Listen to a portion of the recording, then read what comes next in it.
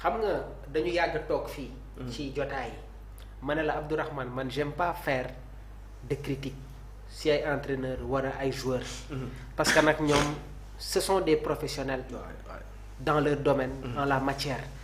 waaye nag démb dans la forme quoi li nga xamante ne moom la Burkina proposé bett na ñu bëri.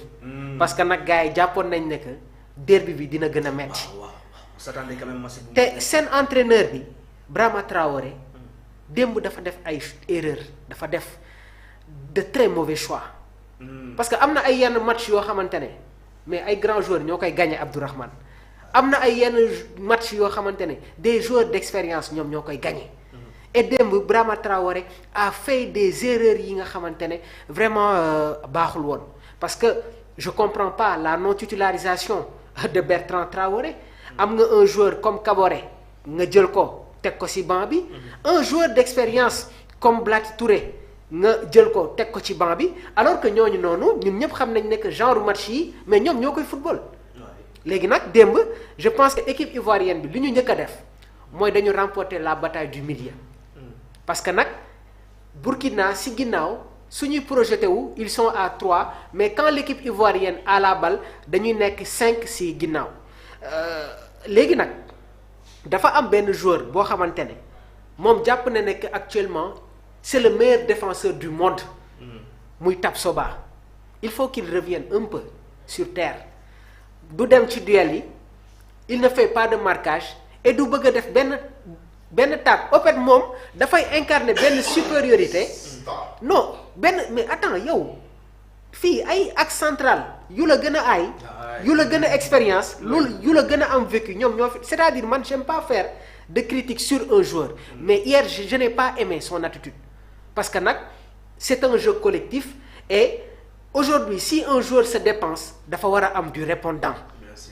léegi nag am na ay yenn joueurs yoo xamante ne ñi ngi leen doon xaarani ci boobule rencontre côté Burkina gisuñu leen mais gis nañ ne que en termes d'apport offensif li Burkina proposé vraiment bëriwul léegi nag équipe ivoirienne bi comme je t'ai dit. il y a des jeunes mais quand même il y a de bons joueurs ci équipe ivoirienne. il y a des joueurs. Oui. d'expérience parce que soo jëlee un joueur comme Doué moom ak le jeune Sarr de notre équipe ñoom ñoo bokk club.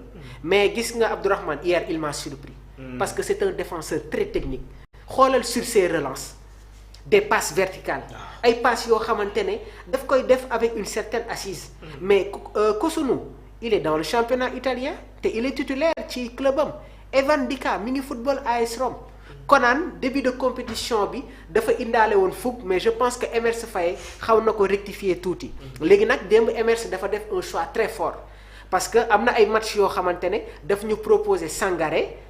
Kessié ak Sékou Fofana. Ouais. mais constat bi ma def mooy je retrouve pas le Sékou Fofana bi nga xamante ne moom laa doon gis au niveau du RC Lens bi mu nekk capitaine te équipe bi parce que c'est un joueur boo xamante ne actuellement si footballam du dem dans la verticalité.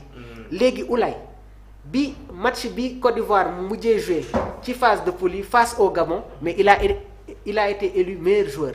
nekk joueur boo xamante ne mi ngi football dans le championnat turc ci équipe bi di Trabzonspor mais démb soo koy xool c'était le numéro 10 maanaam à un moment donné su sentiree ne que équipe Burkina bi ñi ngi seen kaw day temporiser téye bal bi def ay quelques contrôles orientés jouer avec son adversaire et chercher des fautes casser le rythme. il a 19 ans mais il a de l'expérience et je pense que dafa nekk une valeur ajoutée ci équipe bi. beneen mbir bi tamit mooy le trio offensif. bi nga xamante ne moom la ñu Emerse proposé mooy l'attaque ivoirienne mais dama gis ne que il y avait trop de permutations. léegi nag ñun ñëpp xam nañ ne que. Amad Diallo. c'est le dépositaire du jeu ivoirien. léegi analyse bi nga xamante ne déjà jot naa ko def dans la projection mooy Côte d'Ivoire su fekkee dañu téye Amad Diallo est-ce que seen yeneen excentrés yi mën nañu indi répondant. parce que maa ngi lay wax ci permutation yi mais Guessane bi nga gis mu jouer avant-centre. au début Emerse Faé convoqué wu ko woon bi Sébastien Haller gaañuwee la ko indiwaat ci équipe bi te démb gis nga ne que il est titulaire. De l'autre côté aussi il y a Diomandé un excellent joueur qui joue au niveau de la Bundesliga ci équipe bi de Leipzig moom itamit ci phase de groupe yi def na ay passes waaye nag démb moo nekkoon son premier but boo xamante ne daf ko délivrer. Donc cela veut dire que dans cette équipe de la Côte d'Ivoire il y a toujours ce mixage entre l'expérience ak li nga xamante ne moom mooy la jeunesse. Mais nag Côte d'Ivoire ku ko bëgg a gagner il faut que d'abord nga remporter la bataille du milieu. Parce que nag dès l'entame de partie analyse bi nga xamante ne njëkk naa ko def mooy dañuy indi un impact. ci milieu de terrain bi mais man gëm naa ne que match bi nga xamante ne war nañ ko jouer sur les quarts de finale. Il faut que ñu indi leneen Abdourahmane. Côte d'Ivoire waaw parce que nag Sangaré ne peut pas tout faire et Oulay su dajantee ak yenn milieu de terrain yoo xamante ne ñoo ko ëpp gabarit ëpp ko volume de jeu.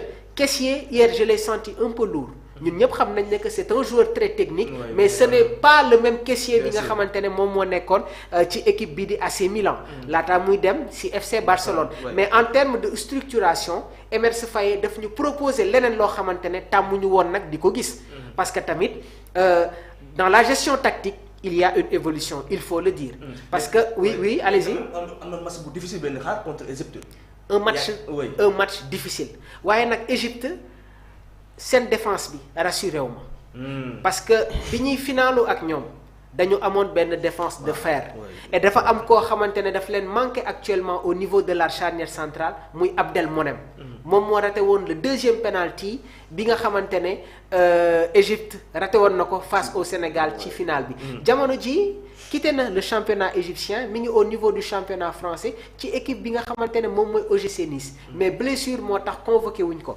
donc bërki démb sax doyen Conté nee na Bénin dafa xaw a ragal tuuti Égypte parce que bi leen Égypte jiituwee bi ñu leen songee am nañu dara te ñun ñëpp xam nañ ne que nag équipe bii di Côte d'Ivoire mais chaque match ils sont capables de te marquer 2 buts est-ce que les défenseurs égyptiens mën nañu téye armada bu Côte d'Ivoire bi c'est un point d'interrogation attention seen entraîneur bi di Osam Hassan dafa am ay kàddu yu am solo trop yoo xamante ne daf ko yëkkati bërki démb au sortir de leur rencontre mu ne nous avons remporté 7 fois la CAN c'est normal d'avoir cette pression l'Égypte doit être championne mais ça va être difficile il y a beaucoup d'équipes fortes comme le Maroc l'Algérie la Côte d'Ivoire le Sénégal mais l'Égypte reste le même genre d'équipe Maxu Mandela démb daf ne actuellement ci Coupe d'Afrique bi grands joueurs yi ñi ngi nekk di wane tout leur talent c'est le cas de Mohamed Salah parce que bi ñu demee ci prolongation yi Égypte moo jiitu woon mais les Égyptiens avaient compris qu'il fallait tuer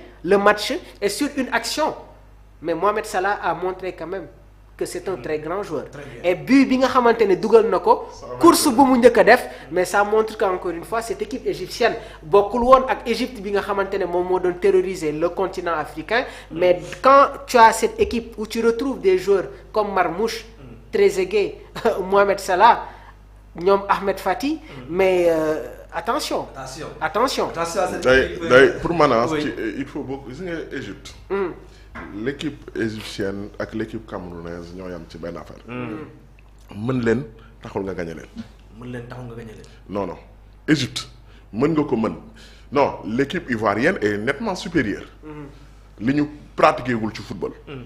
mais Égypte soo seetloo bu baax ñun Égypte bu ñuy football ak moom. ci Coupe d'Afrique bi finale bi. mais on était nettement supérieur. mais taxul gagné wu ñu leen de. dañu leen a yóbbu tir au but. c'est-à-dire c'est une équipe boo xam ne bu xamee yaa ko mën bloc bas lay indi te souvent la plupart du temps pour nga dugal ko day am problème. te xam nañ benn affaire Salah la ñuy jël teg ko ci kanam. ak Mahmoud ñëw bokkaale ci. ils sont capables de te marquer un but à n'importe quel moment. Oui, c'est vrai. Mais en termes d'effectifs, en termes de fluidité du jeu, c'est vrai que l'équipe ivoirienne est supérieure. Oui. Mais il faut beaucoup faire attention ñaari équipe yi le Cameroun et l'Égypte. Cameroun. xam nga Cameroun ren. Maxu mi ngi koy junj. dafa ñëw. oui. que le Cameroun ne faisait pas partie des favoris. Exactement. Au départ. Mais même l'équipe ivoirienne n'a pas réussi à les battre. Oui. Match bu métti la ñoom ñaar. métti na. oui match bu métti. Ça veut dire que bala nga koy gagner di nga wax lu leer nañ. équipe yooyu la plupart du temps bu ñu indee effectif bu tax ñuy wax sax effectif bu 10 nga leen gën a mën a gagner que bu ñu amul effectif parce que dañuy ils sont beaucoup plus généreux dans l'effort quand ils savent que ne ils sont inférieurs techniquement. soo seetloo équipe camerounaise bi mais dañuy daw fépp la ñuy daw. il se day am benn complémentarité entre ñoom. xam nañ ne en termes de niveau technique. mais y a pas photo entre eux et le Sénégal. y a pas photo entre eux et le